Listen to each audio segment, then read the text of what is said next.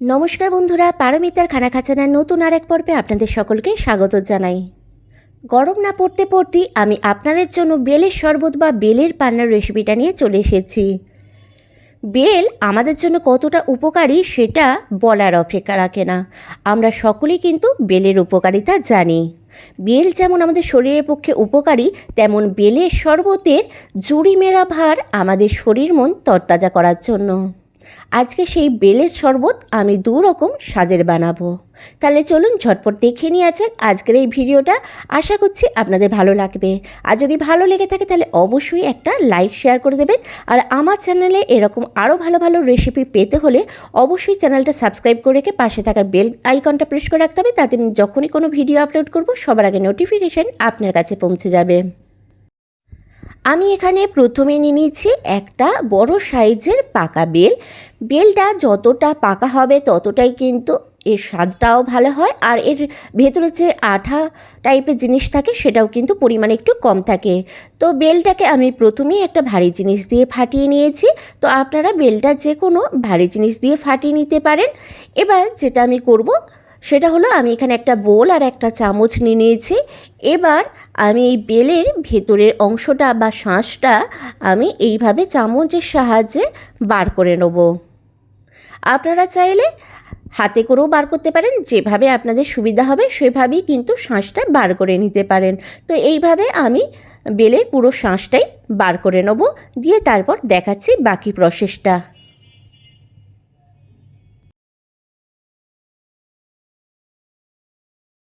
তো দেখুন পুরো শাঁসটাই কিন্তু বার করা হয়ে গেছে। এবার আমি এর মধ্যে সামান্য পরিমাণ একটু জল অ্যাড করব, দিয়ে শাঁসটা আমি ভালো করে হাতে করে ম্যাশ করে নেব। বেলের শরবত বানানোর সময় কিন্তু কোনো সময় গ্রাইন্ডারে দিয়ে বেলের পাল্প বার করা যাবে না, কেননা এর মধ্যে যেই বীজটা থাকে আর যেই দেখুন এই যে বীজটার সাথে একটা জেলি টাইপের পদার্থ থাকে, সেটা কিন্তু খুবই তেতো হয়ে থাকে। তো গ্রাইন্ডার জার দিয়ে যদি আমরা গ্রাইন্ড করে নিই তাহলে কিন্তু বেলের শরবতটা খুব তেতো হয়ে যাওয়ার সম্ভাবনা থাকবে।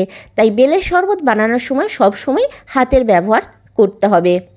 তো আমি প্রথমে হাতে করে একটু বেলের শাঁসটা এইভাবে ম্যাশ করে নিচ্ছি, দিয়ে আমি এর মধ্যে যেই একটা ছিবড়ে টাইপের অংশ আছে দেখুন, সেটা কিন্তু আমি প্রথমে বার করে নিচ্ছি, দিয়ে এটা আমি ফেলে দেবো।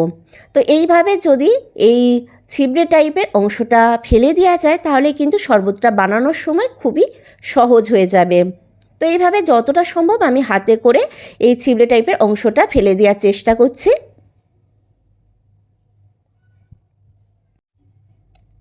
তো এবার আমি এখানে নিয়ে নিচ্ছি অন্য আর একটা বোল, আর একটা নিয়ে নিচ্ছি ছাঁকনি। এবার আমি এই বেলের শাঁসটা ছাঁকনির সাহায্যে ছেঁকে নেব, যাতে যেই বীজগুলো আছে বা ছিবড়ে টাইপের অংশটা আছে সেটা থেকে আমরা একটা মিহি পাল্প বার করে নিতে পারি। আপনারা চাইলে এখানে একটা পরিষ্কার কাপড়েরও ব্যবহার করতে পারেন, কাপড়ের সাহায্যে কিন্তু এইভাবে পাল্পটা বার করে নিতে পারেন। তো দেখুন ওপরে যেই ছিবড়ে টাইপের অংশটা রয়েছে ওটা আমি ফেলে দেবো, আর নিচে দেখুন সুন্দর পাল্প কিন্তু আমাদের বেরিয়ে যাচ্ছে। তো এইভাবে আমি পুরোটাই কিন্তু ছেঁকে নিয়ে ছিবড়ে টাইপের অংশটা আর বীজগুলো ফেলে দিচ্ছি, দিয়ে আমি ফিরে আসছি। তো দেখুন আমাদের এখানে পুরো পাল্পটা কিন্তু বার করা হয়ে গেছে। আমি যেহেতু এখানে দু রকম ফ্লেভারের শরবত বানাবো, তাই আমি পাল্পটা প্রথমে অর্ধেকটা করে নিচ্ছি, মানে যতটা পরিমাণ দরকার আমি ততটা পরিমাণ আলাদা করে নিচ্ছি অন্য একটা বোলের মধ্যে, তাতে শরবতটা বানানোর সময় খুবই সুবিধা হবে। তো দেখুন আমিও রেখে দিয়েছি যতটা প্রয়োজন ছিল। এবার এই পাল্পটার মধ্যে আমি প্রথমে অ্যাড করে দিচ্ছি প্রয়োজন মতো জল। জলটা কিন্তু আপনারা শরবতটা কতটা গাঢ় বা পাতলা রাখতে চাইছেন সেই হিসাবে কিন্তু অ্যাড করতে পারেন। আর বলে রাখি, আপনারা যদি শরবতটা ঠান্ডা ঠান্ডা পরিবেশন করতে চান তাহলে কিন্তু এখানে চিল্ড ওয়াটার বা ঠান্ডা জলেরও ব্যবহার করতে পারেন, কিংবা যদি হাতে সময় থাকে তাহলে কিন্তু ফ্রিজে রেখে ঠান্ডা করে নেওয়ার পরও কিন্তু শরবতটা ঠান্ডা ঠান্ডা পরিবেশন করতে পারেন। এবার আমি এর মধ্যে অ্যাড করে দিচ্ছি চিনি। আমি এখানে 3 টিস্পুনের মতো চিনি দিচ্ছি। চিনিটা কিন্তু আপনারা শরবতটা কতটা মিষ্টি পছন্দ করছেন সেই হিসাবেও কম বেশি করতে পারেন, কিংবা বেলটা কতটা মিষ্টি সেই হিসাবেও কিন্তু চিনির পরিমাণটা কম বেশি করতে পারেন। আমাদের বেলটা এখানে যেহেতু খুব মিষ্টি রয়েছে, তাই এখানে আমি কিন্তু চিনির পরিমাণটা কমই দিয়েছি। আর দিয়ে দিলাম সামান্য পরিমাণে একটু নুন। এবার নুন আর চিনিটা খুব ভালোভাবে নাড়াচাড়া করে আমি মিশিয়ে নেবো, যাতে চিনিটা খুব ভালোভাবে গলে যায়। তো এখানে নুন চিনি খুব ভালোভাবে গলে গেছে। এবার আমি এখানে নিয়ে নিচ্ছি একটা সার্ভিং গ্লাস। এবার এই গ্লাসের মধ্যে আমি দিয়ে দিচ্ছি কয়েক টুকরো আইস কিউব। আইস কিউবটা দেবার পর আমি এর মধ্যে আগে থেকে বানিয়ে রাখা শরবতটা ঢেলে দেবো। তো আমাদের প্রথম বেলের শরবত কিন্তু রেডি। আর আমি ঠান্ডা ঠান্ডা বেলের শরবত বা বেলের পান্না পরিবেশন করে দিয়েছি। তো আপনাদের কেমন লাগলো অবশ্যই কমেন্ট বক্সে কমেন্ট করে জানাতে ভুলবেন না। এবার চলুন পরেরটা দেখে নেওয়া যাক। এবার আমি যেই বাকি পাল্পটা রেখেছিলাম তার মধ্যে আবারও অ্যাড করে দিচ্ছি জল। আবারও বলে রাখছি, আপনারা চাইলে চিল্ড ওয়াটার বা নর্মাল ওয়াটার যে কোনো একটাই ব্যবহার করতে পারেন। তো আমি এখানে প্রয়োজন মতো জল দিয়ে দিলাম। দিয়ে ভালোভাবে আমি পাল্পটা গুলিয়ে নিয়ে এর মধ্যে দিয়ে দিচ্ছি 2 চামচের মতো চিনি। চিনিটা আবারও বলে রাখছি নিজেদের পছন্দ মতো কম বেশি করতে পারেন। আর এর মধ্যে দিয়ে দিচ্ছি 1/3 টিস্পুনের মতো বিট নুন। আর এখানে আমি দিয়ে দিচ্ছি কয়েকটা পুদিনা পাতা ছোট ছোট টুকরো করে ছিঁড়ে নিয়ে আমি এর মধ্যে দিয়ে দিচ্ছি। আর আমি এর মধ্যে দেবো গন্ধরাজ লেবুর রস। যদি গন্ধরাজ লেবু না থাকে নর্মাল পাতি লেবুর রসও কিন্তু ব্যবহার করতে পারেন। আমি এখানে 2 টিস্পুনের মতো গন্ধরাজ লেবুর রস ব্যবহার করেছি।